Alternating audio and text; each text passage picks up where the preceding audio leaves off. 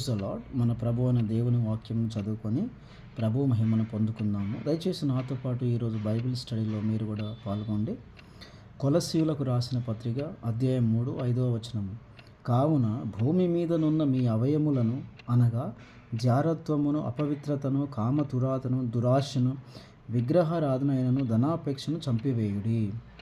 ఇక్కడ మనం గుర్తుపెట్టుకోవాల్సిన విషయం ఏంటంటే, ప్రభు అనే దేవుడు ఈ మాట ఎందుకు చెప్తున్నారంటే, మనం క్రీస్తును విశ్వసించకముందు, క్రీస్తును ప్రభువుగా విశ్వసించకముందు మన శరీరంలో ఉన్న ఈ ప్రతి అవయవంలోనూ ఏముందంటే, అందులో జారత్వము ఉండొచ్చు, అపవిత్రత ఉండొచ్చు, కామతురత కానీ, దురాశన కానీ, విగ్రహారాధన కానీ, ధనాపేక్ష ఇవి ఉండేవి క్రీస్తులోకి రాకముందు.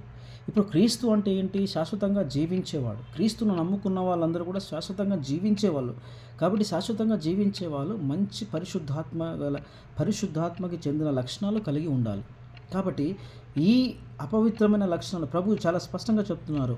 మీ అవయములను, ఇప్పుడు క్రీస్తులో ఉన్నవారు, క్రీస్తును నమ్ముకున్నవారు, క్రీస్తుతో నడవాలనుకుంటున్నారు మీరు. కాబట్టి మీలో జారత్వము కానీ, అపవిత్రత కానీ, కామతురాత కానీ, దురాశ కానీ, విగ్రహారాధన కానీ, ధనాపేక్ష కానీ మీ శరీరంలో ఉంటే వాటిని ఏం చేయాలని ప్రభు చెప్తున్నారు?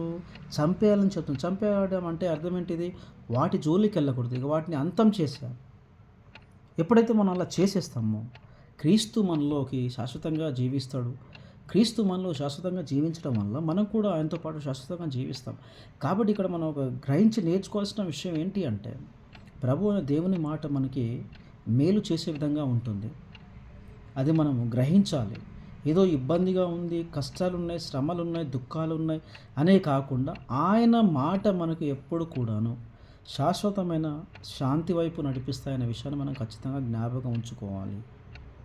ప్రభు అనే దేవుడు ఈ వాక్యం విన్న మీ అందరికీ కూడాను ఖచ్చితంగా ఆశీర్వదించి, ఈ వాక్యంలో ఏదైతే వద్దు అని ప్రభు చెప్పారో అది కూడా మీరు తీసేసి క్రీస్తులో జీవిస్తారని నేను యేసు నామములో ప్రార్థన చేస్తూ మనస్ఫూర్తిగా కోరుకుంటున్నాను. ఆమేన్.